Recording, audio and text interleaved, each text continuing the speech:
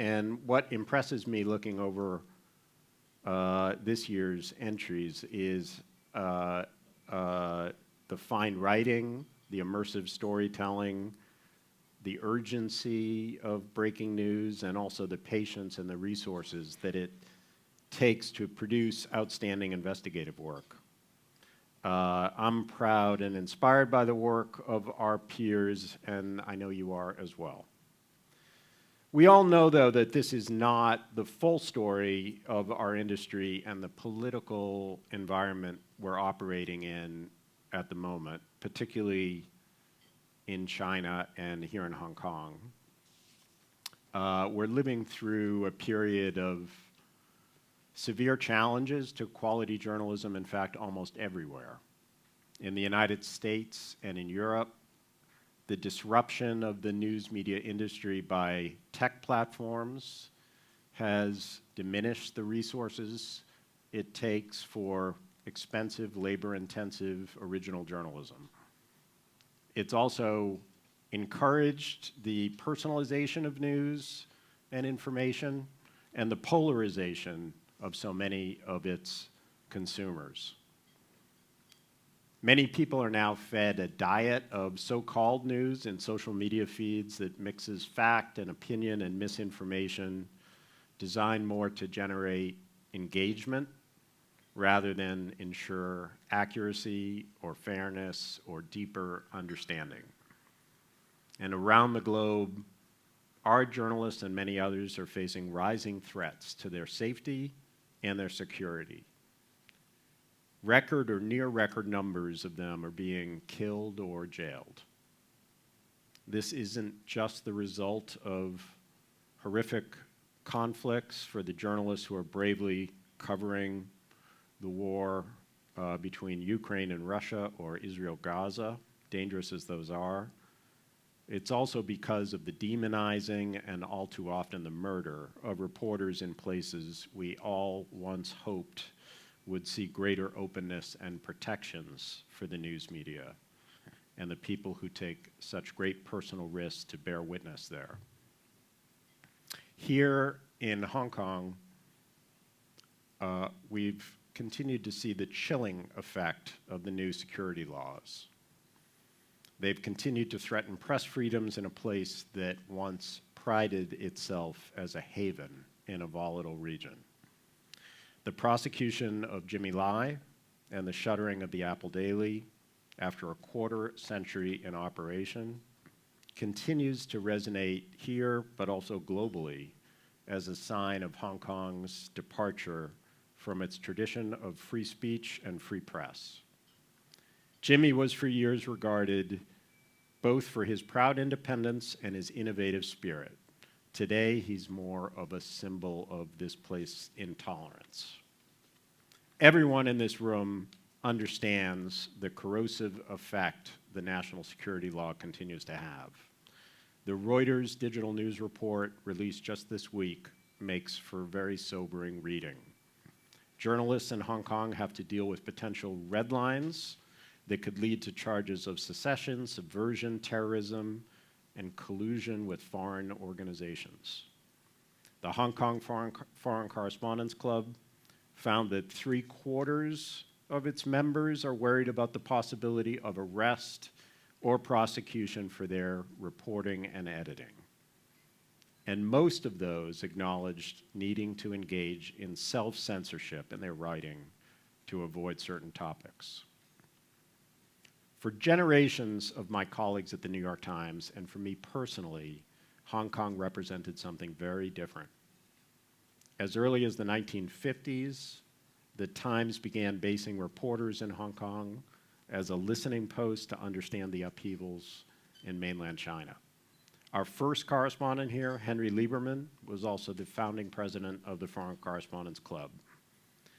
My predecessor as executive editor, Joe Lelyveld, served also in Hong Kong, and for him and many others who followed, mainland China remained largely inaccessible to Western journalists. That's when Hong Kong developed its reputation as a bridge between East and West, open to both of them, a hub of information, free exchange and debate. Correspondents here have alerted the world, and perhaps sometimes people in China as well, to the extent of the Great Famine, in part because Hong Kong relatives began shipping food to relatives across the border.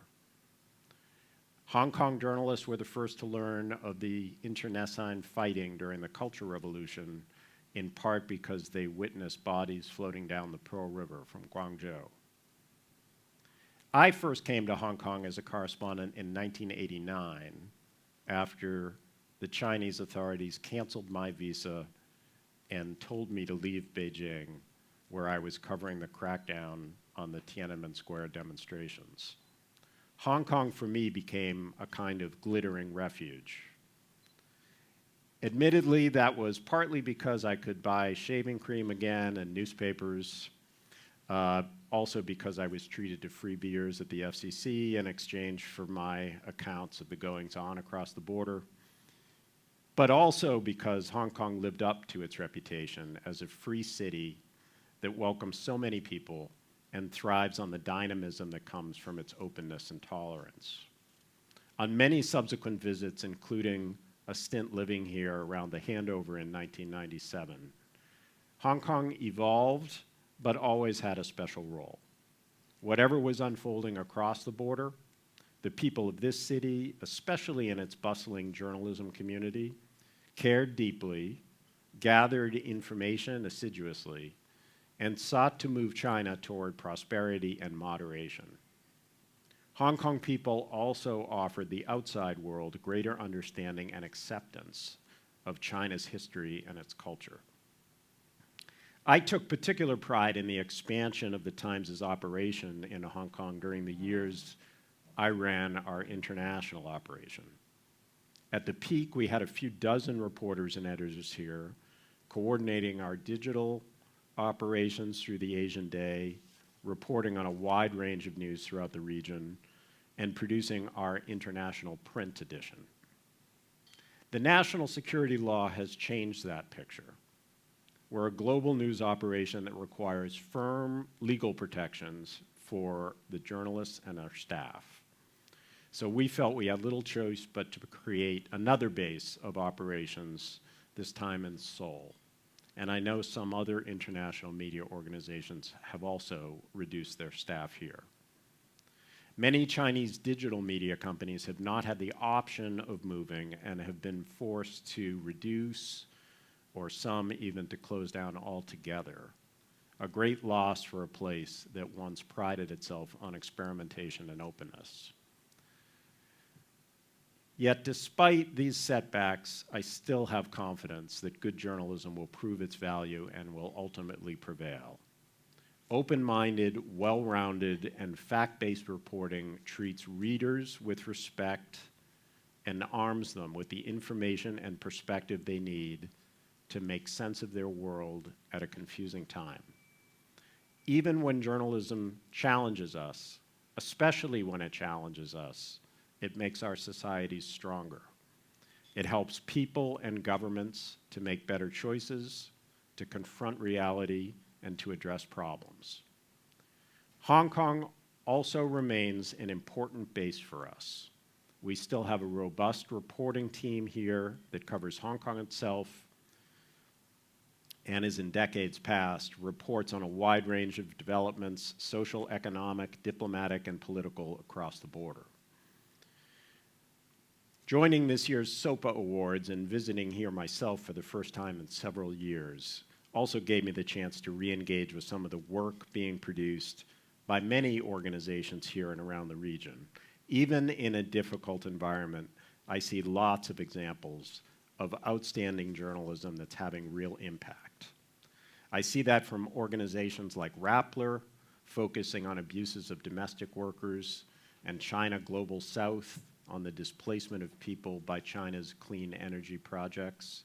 There are some robust entries from Myanmar, Frontier Myanmar and Myanmar Now, which is really encouraging. Ming Pao has done important reporting on the revival of commemorations of June 4th, even after the passage of Article 23. Hong Kong Free Press offers robust beat reporting on local politics, and I noticed the SCMP's scoop on how Xi Jinping blamed frustrated students for their protests against China's zero-COVID lockdowns. And on the mainland, Caixin still produces vital explanatory work about Chinese policymaking and finance that takes readers behind the scenes of an increasingly impenetrable bureaucracy. That kind of journalism takes more courage today, but it makes a difference. Hong Kong, China, this region, and the world are depending on your resolve and resilience now more than ever. Thank you, and I'm happy to be here with you.